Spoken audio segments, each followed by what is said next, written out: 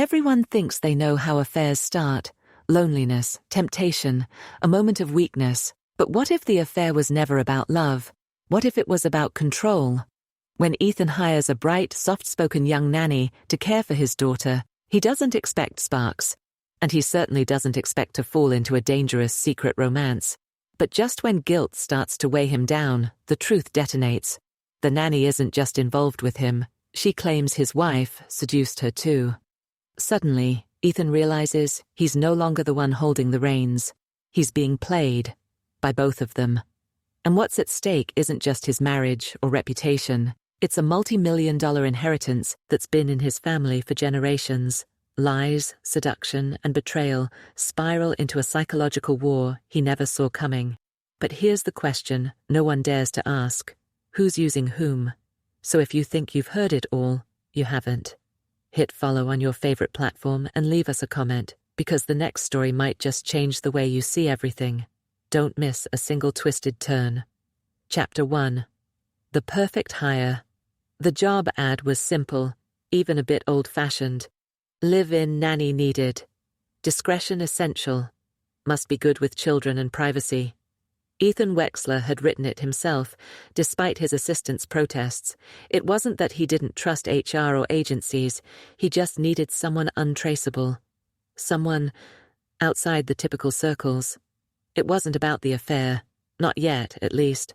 At first, Ethan was just a man trying to save his marriage. The Wexler estate in Rye, New York, sat behind tall wrought-iron gates and manicured hedges that whispered of old money. Inside, everything gleamed. Marble floors, glass walls, and a cold silence that no amount of wealth could warm. He and Camille had stopped sleeping in the same room 2 years ago. Their daughter, Liv, was the only thread holding them together, and even that thread was fraying. Camille had insisted on hiring help after her 4th migraine in a week. Ethan had nodded, played the supportive husband, but deep down he saw it for what it was. Another way for Camille to retreat, to let someone else do the emotional labor. So when Zoe showed up on their doorstep, 23, with wild curls pinned tight and a soft voice that, Camille doesn't destroy people who stop being useful. She forgets them. Ethan spent the next 48 hours drafting a statement. His lawyer begged him not to release it. His PR agent refused to represent him if he did. But he did it anyway. The statement dropped on a Monday morning. He confessed to the affair, to his failure as a husband and father. He apologized to Camille, to Zoe, to Liv, to everyone. He resigned from the publishing firm. He withdrew from all inheritance claims. And then he disappeared. 3 months later, in a remote beach town in southern Portugal, Ethan got a letter, no name, just a location, and a time, a chapel just past the dunes. He waited there, breath shallow. Camille arrived at sunset, sunglasses, scarf, a small bag in hand. He said nothing. She walked up and stood beside him. "You did what I asked," she said. "I did what was right." She glanced at him. "You always were better when you were broken." He turned to face her. "Why, Camille?" She smiled. "Because you were never grateful. Not once. For the house, the family, the name. You squandered everything. I loved you." "No," she said. "You loved the idea of me." He stepped back. "So what now?" She handed him the bag. Inside was a photo of Liv, Zoe, and a set of legal documents. Custody rights, shared guardianship. His name reinstated. "I'm done," she said. "And Zoe?" Camille sighed. "She surprised me." "She loved you," Ethan said. "She loved the fight," Camille replied. "And she won't forgive me, but she'll keep Liv safe. That's all that matters." "And you?" Camille turned, walking back toward the dunes. "I disappear. Again. This time for real. Will I see you again?" She paused. "If you do, it means something went wrong." Then she vanished into the salt air. Back in New York 6 months later, Ethan picked up Liv from school. Zoe stood at the gate, sunglasses on, hand in her coat. They nodded. They didn't speak of Camille. They didn't speak of the trust. But they understood the deal. No more secrets, no more games. just survival and silence. Trembled on every word. Ethan almost didn't take her seriously. "I just want to be somewhere quiet," she had said. "Somewhere I can take care of someone who needs me." It sounded like something from a Jane Austen novel. Camille was amused. "She looks like she just wandered out of a boarding school," she said later. "Are we sure she's not running from something?" "Or towards something," Ethan muttered, then caught himself. Camille raised an eyebrow. Still, they hired her. Liv liked her instantly, which was rare. The little girl had stopped trusting new people after a terrifying school lockdown last spring. But Zoe was different. She sat on the floor, read books in voices that made Liv laugh out loud, and braided the child's hair while humming lullabies Ethan didn't recognize. She didn't speak much to Ethan at first, kept her eyes down, but it didn't take long for that to change. It started with the library. Ethan spent most of his late nights there, reading, drinking, staring at spreadsheets he didn't care about anymore. Camille had her own wing, her own life. She was often out at galas or working on her legacy project, a vague philanthropic initiative no one quite understood. Zoe came in one evening to return a book, one of Liv's, she claimed, but her eyes lingered on the fireplace. "You like it in here?" he asked. "It feels safe," she said, "like a place where secrets don't need to hide." It was an odd thing to say, but it stayed with him. Over the next few nights, she returned, sometimes just to say goodnight to Liv, sometimes to drop off tea she claimed Camille had requested. Sometimes she stayed. They talked about books, about silence, about growing up with absent parents. She listened with an intensity that unnerved him. When she spoke, it was with a kind of intimacy he hadn't felt in years. And then one night it happened. It wasn't a kiss at first. It was her hand on his when she passed him a cup of tea. A pause that lingered too long, her eyes holding his like a dare. The next night, he kissed her. She kissed him back. He told himself it was a mistake. Then he told himself it was something he needed. By the end of the second week, Zoe had a drawer in his room. By the end of the third, they had a routine. Long nights, whispered promises, careful exits. But it was never love. Ethan didn't let himself believe that. It was an escape. A balm. She made him feel like he still mattered. To someone. Somewhere. Still, the danger simmered beneath the surface. Camille had an instinct for lies. She'd made a career of charming her way into rooms and sniffing out weakness. She didn't need to ask questions to get answers. People just gave them to her. Ethan underestimated her, as he always had. It unraveled on a Thursday. Camille was supposed to be in Manhattan for a fundraiser, but her car pulled into the driveway just as Ethan was heading down the hall from Zoe's room. She didn't yell, didn't cry. She simply said, "The sheets smell like desperation." Zoe was silent behind him. "I should have known," Camille added. "But I didn't think even you would be this cliché." Ethan opened his mouth, but before he could speak, Zoe stepped forward. Calm, expressionless. It wasn't just him. Camille froze. "He wasn't the first," Zoe said quietly. "You were." For a full 5 seconds, no one spoke. The air twisted between them. Camille laughed. It was sharp and humorless. "Excuse me?" "You kissed me," Zoe said.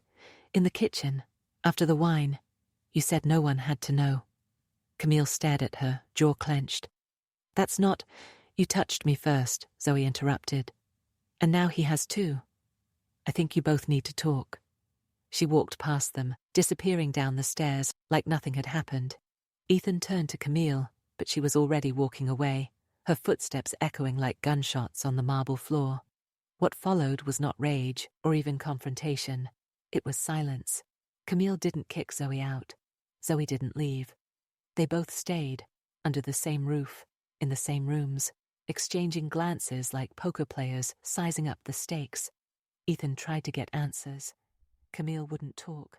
Zoe wouldn't explain. "I thought you wanted something real," Zoe said one night coldly. "I thought you were tired of being manipulated." "What are you talking about?" She gave him a look that made his skin crawl. "Don't you know? You were never the prize." The following week, Camille's lawyer called. There was a trust. One Ethan hadn't known about. Not in his name. but in Camille's, transferred from her late father's estate, a tidy sum, 8 figures, with a clause attached. If Camille died without legal heirs or a valid marriage, the money reverted to a legacy foundation. But if she divorced, amicably, and retained custody of Liv, she kept everything. If she died under suspicious circumstances, it would be frozen indefinitely. Ethan stared at the contract for a long time. "How long have you known about this?" he asked her. Camille's eyes were steel. "Long enough." "And Zoe?" Camille didn't answer. That night, Ethan found Zoe in the garden. She was barefoot, holding a cigarette she didn't light. "Why did you say she kissed you?" he asked. "Did it matter?" she said. "It does now." Zoe turned to him, her voice soft again. "She's not who you think she is." "And you are?" Zoe smiled, a strange, unreadable curve. "I'm whoever you need me to be." The wind rustled through the trees. Somewhere in the distance, Liv's laughter echoed from the upstairs window. And suddenly, Ethan understood the game. He wasn't in control.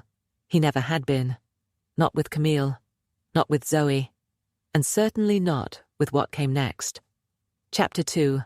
The trap tightens. The house had changed. Ethan could feel it in the air. Charged, brittle, ready to ignite. Every door creaked like it held a secret. Every glance between Camille and Zoe was loaded with silent warfare.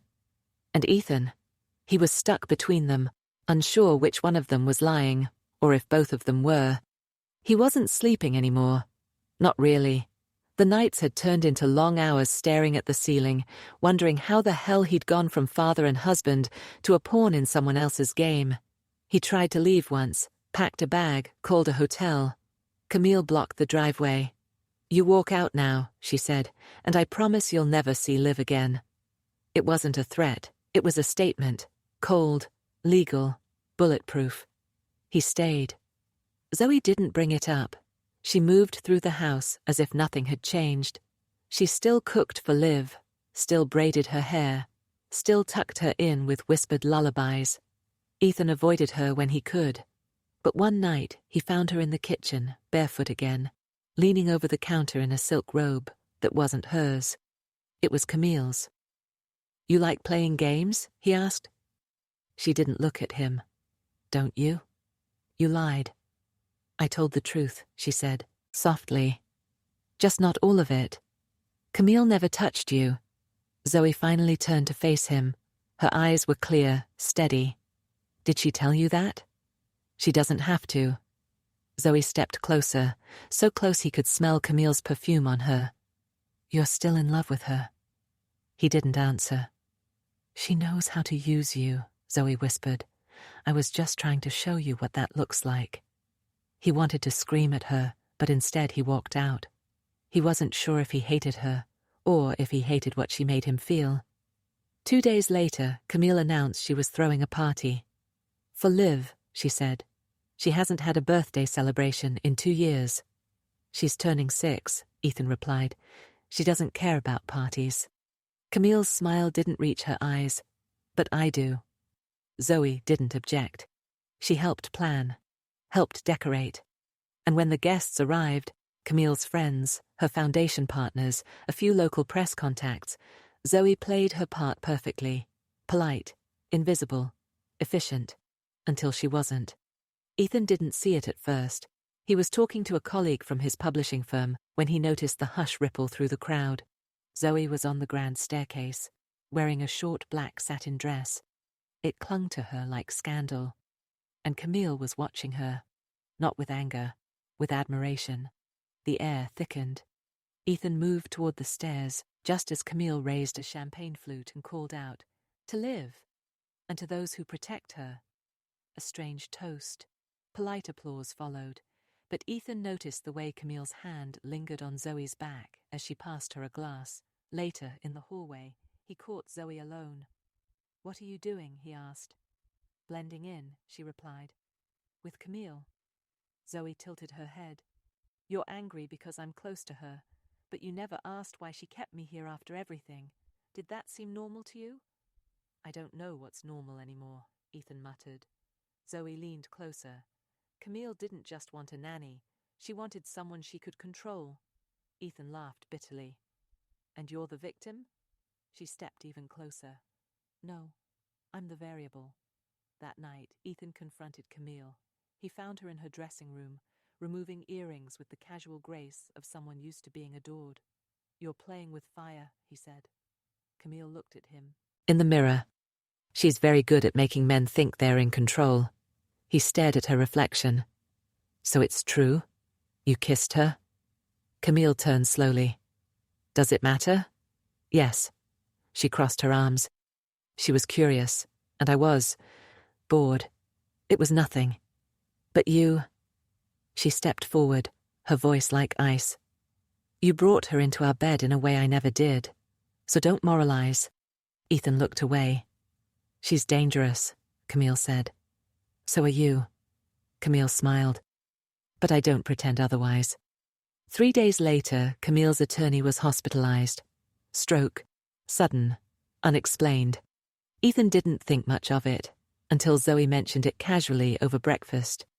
Strange, isn't it? She said, passing Liv a plate of waffles. He was reviewing the trust paperwork, right? Ethan looked up. How did you know that? Zoe smiled. Camille told me. Why would she? Because I asked. She wiped syrup from Liv's chin. You'd be surprised what people say when they think you're not a threat. That afternoon, Ethan searched the safe in Camille's private office. It was behind a fake bookshelf. He'd only seen her use it twice. The code hadn't changed. Inside were 2 passports, both hers, one recently renewed, a flash drive, a stack of photos of him and Zoe taken through the window of the library. High resolution, time-stamped. There was also a handwritten letter, dated 2 weeks ago, to whom it may concern. In the event of my disappearance or death, I believe Ethan Wexler and Zoe Harmon may have reason to harm me. Please ensure custody of my daughter remains solely with my estate-appointed trustee. Camille Wexler. Ethan's mouth went dry. It was a setup. He confronted Zoe again, this time in the nursery. She was painting stars on the ceiling with Liv. I found the letter, he said. Zoe didn't flinch. I told you, you were never the prize. Did you write it? She looked at him. No, but I knew it was there. Why? Zoe lowered the paintbrush. Because Camille plans everything, including her own exit. Ethan stared at her. You think she's going to fake her death? Zoe's silence was answer enough. That night, Camille vanished. She didn't leave a note. Her car was found at the marina, keys in the ignition, purse on the seat, shoes on the dock. The police launched a search. Drones. Dogs. Divers. Nothing. No witnesses. No security footage. No struggle. The lead detective spoke to Ethan for over an hour. Camille had been under stress, recent tensions, rumors of infidelity. Then he asked the question, is there anyone who would benefit from her disappearance? Ethan said no. But in his mind, the images flickered. Zoe's half-smile, the passport, the flash drive, the letter. He didn't sleep that night. 2 days later, Camille's attorney's assistant showed up with a sealed envelope. Camille had left instructions in the event of her death or disappearance. The letter was notarized, witnessed. Zoe was named as Liv's legal guardian. Not Ethan. Zoe. She trusted me, Zoe said quietly. You manipulated her. She gave me everything. For what? Zoe looked at him. No trace of fear now, no trace of softness. Because I was the only one who understood her game. Ethan backed away. What did you do to her? Zoe stepped forward, a single finger trailing across his chest. Nothing she didn't plan. The press descended. Articles speculated about suicide, murder, foul play. Photos of Ethan and Zoe leaked. Intimate, damning. The tabloids ran wild. Zoe stayed calm through it all. Took care of Liv. Played the role of the grieving friend, the accidental heiress. Ethan stopped answering calls. Friends dropped away. Lawyers went silent. He was no longer the respected editor-in-chief. He was the cheating husband under suspicion. One morning, he found the flash drive again. He plugged it into his laptop. There were videos of him and Zoe, of Camille watching them through hidden cameras. One video was dated the night before Camille disappeared. She was talking into the camera. "If you're watching this," she said, "I want you to understand, they didn't kill me, but they would have, eventually." She smiled sadly. "So I beat them to it." Then she leaned in, almost like a whisper, "And now I own them both." Chapter 3. Inheritance of Lies. It started with the scent. Ethan had just returned from a court-ordered deposition, his reputation hanging by a thread, when he smelled Camille's perfume in the foyer. Not a bottle someone had opened. No. It was fresh, in the air, like she had just walked through the house. He froze. Zoe was in the den with Leave, reading, humming. Again, like nothing had ever happened. But Ethan's blood turned to ice. He checked the security feed. Nothing. But then he noticed something strange. A motion-activated camera on the east wing had been triggered at 3:12 a.m. No image, just static. He rewound, frame by frame, nothing. And then, there, just for a flicker, a blurred figure at the gate, tall, hair swept back, a trench coat. Camille. He didn't confront Zoe that night, not directly. Instead, he watched her, closely. She was unshaken, unwavering. She bathed Liv, tucked her in, and settled in the sunroom with a glass of wine and a book Camille used to read, a room of one's own. When Ethan entered, she barely looked up. "I saw her," he said. Zoe didn't blink. "Saw who?" "Don't play dumb." Zoe set the book down slowly. "You think she's alive?" "I know she is." She leaned back in the chair, swirling the wine. "And if she is, what does that mean for you?" "She faked her death." Zoe shrugged, then let her stay gone. Ethan shook his head.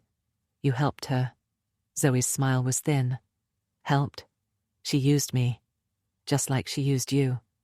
But you benefited." She stood and walked toward him, wine glass still in hand. "Do you know how many women like Camille exist in the world? Women who pretend to be victims when they're actually writing the whole damn script." Ethan stepped back. "What does she want?"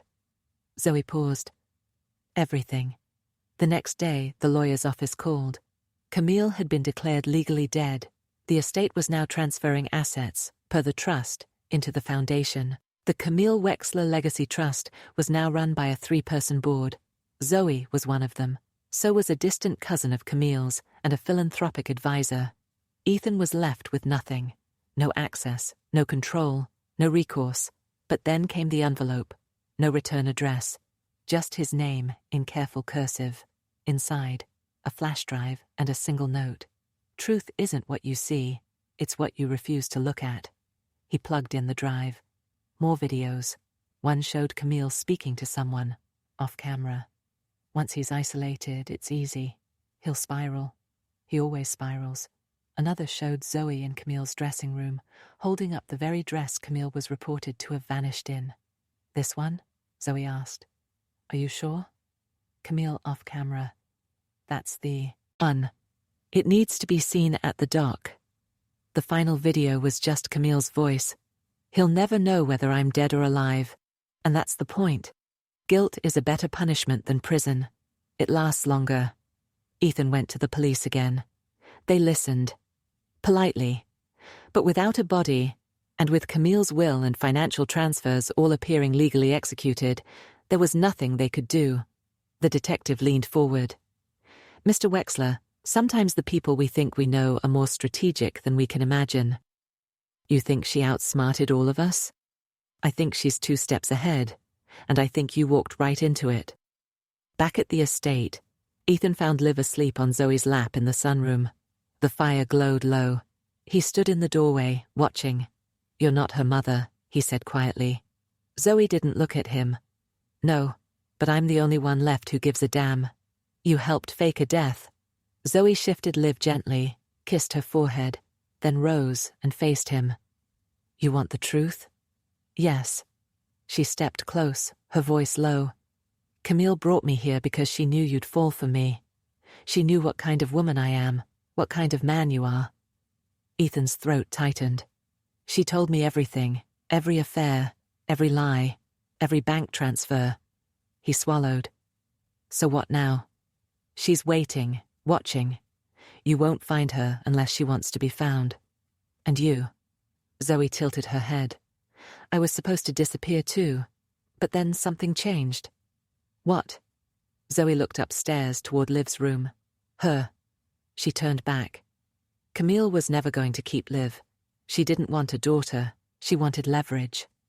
Ethan's heart pounded. Where is she? Zoe walked to the fireplace. Gone, for now. But you know where. She turned, her eyes wet. Yes, but if I tell you, she'll burn it all down. She'll take Liv.